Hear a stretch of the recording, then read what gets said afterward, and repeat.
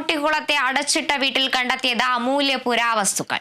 രാജാക്കന്മാരുടെ വാളുകളും തോക്കുകളും നാണയങ്ങളുമാണ് കണ്ടെത്തിയത്. വസ്തുക്കളുടെ മൂല്യവും കാലപ്പഴക്കവും നിർണ്ണയിക്കാൻ വിദഗ്ധ പരിശോധന നടത്തും.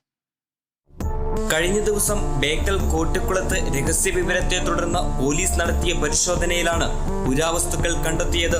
അടച്ചിട്ട വീട്ടിലും കടയിലുമാണ് വസ്തുക്കൾ സൂക്ഷിച്ചിരുന്നത്.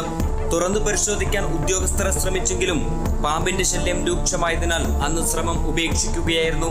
പിന്നീട് archaeological survey of India Thrissur മേഖല ഉദ്യോഗസ്ഥരെത്തിയാണ് പുരാവസ്തുക്കൾ പുറത്തെത്തിച്ചത്. കണ്ടെത്തിയവയിൽ തോക്കുകളും അത്യപൂർവ വാളുകളും നാണയങ്ങളും കരകൗശല വസ്തുക്കളും ഉൾപ്പെടുന്നു.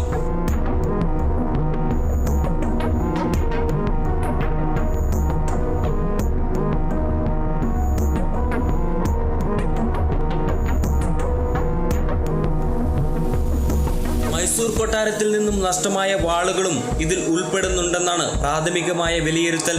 ബേക്കൽ പോലീസ് സ്റ്റേഷനിൽ എത്തിച്ച വസ്തുക്കൾ ആർക്കിയോളജിക്കൽ വകുപ്പ് ഏറ്റെടുത്തു. ഈ വസ്തുക്കളുടെ മൂല്യവും കാലപ്പഴക്കവും നിർണ്ണയിക്കാൻ വിദഗ്ധ പരിശോധന നടത്തും.